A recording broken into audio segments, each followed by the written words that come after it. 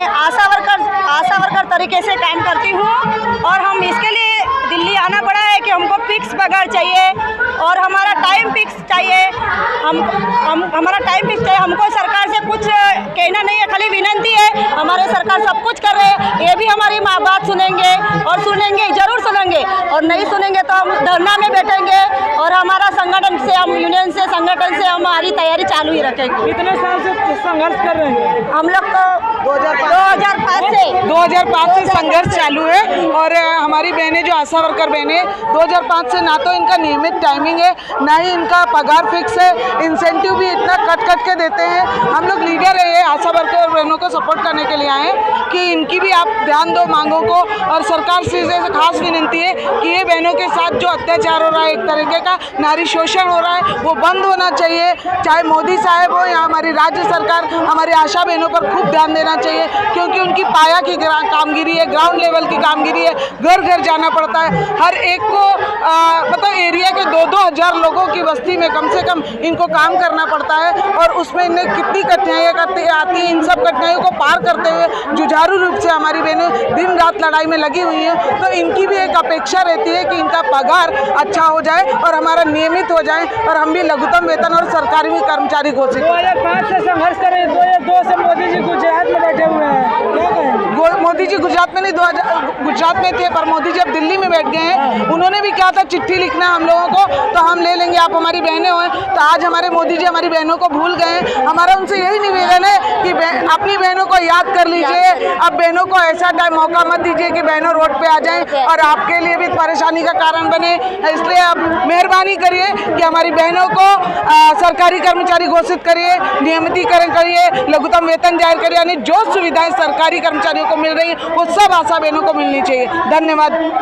2005 से संघर्ष करिए, अभी तक सफलता क्यों नहीं मिलेंगी, सफलता जरूर मिलेगी। हमारे मोदी जी देंगे, उनको हमारी याद भूल गए हैं तो जरूर आएंगे। हम तो लड़ेंगे और जीतेंगे। नारी शक्ति जिंदाबाद। हम गुजरात सूरत से आए हैं।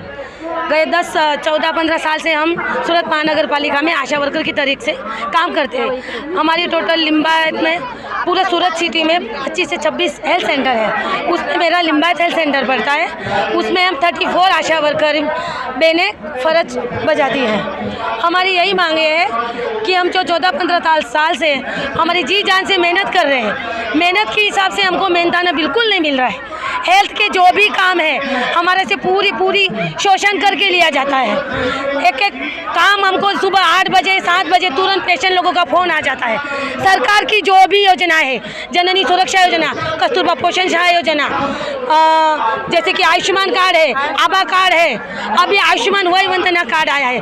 सरकार की कौन से काम नहीं है जो आशा से छुपे है कि आशा नहीं करती। ऑनलाइन जैसे मोबाइल है, हमारे बच्चों को पढ़ाई के लिए नहीं दे सकते, पर काम के लिए हम हमारा खुद का मोबाइल यूज करते हैं, और उनमें जो भी सरकार का काम है हमारे मोबाइल से करते हैं। 11 साल से मोदी जी दिल्ली में 15 साल से गुजरात से चल के, हाँ, तो वो क्यों नहीं कर रहे हैं? आप लोगों की बातें क्यों नहीं सुन रहे? तो वही मोदी जी को उनके गुजरात की बहनें आवाज़ दे रही है।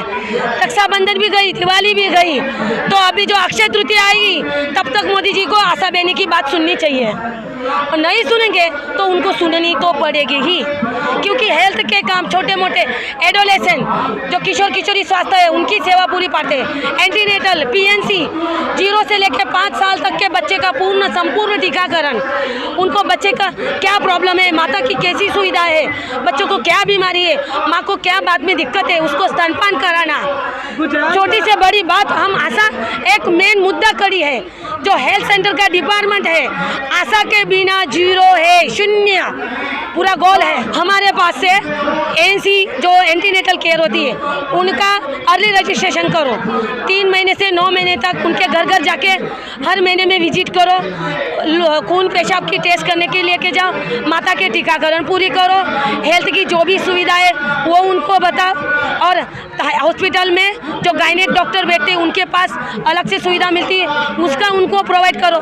जैसे आशा एक कड़ी है, लोगों के घर घर जाके हम नहीं पहुंचेंगे, जब तक लोगों को हम नहीं बताएंगे तब तक लोगों को समझेगा क्या, कैसे पता चलेगा। तो सरकार को इतना पता है कि आशा एक मेन कड़ी है, तो आशा का भी लालन पालन पोषण करने के लिए उसको भी चाहिए ना कुछ। कितना मिलता है? घर में छोटा बच्चा है, उसको पानी का ग्लास बोलेंगे तो उसको बोलेंगे चॉकलेट का लालच देना पड़ेगा, मैं तुझे चॉकलेट दिलाऊंगी, खाने पीने के दिलाऊंगी, तब बच्चा काम सुनता है। अभी कितना मिलता है? अभी कुछ नहीं मिलता है। इंसेंटिव के नाम से 25 टका 50 टका मान करके 5-6 हज़ार तक आशा को इंसेंटिव मिलता है, वो भी इंसेंटिव। कितने दिन की काम है महीने में?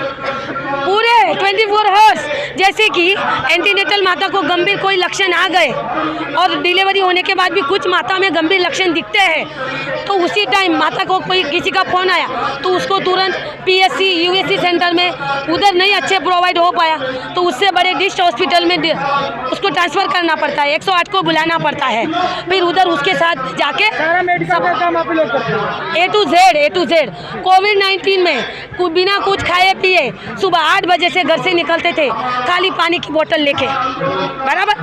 वो सब कुछ बोल बोल के फिर हमको मास्क प्रोवाइड करेगी है।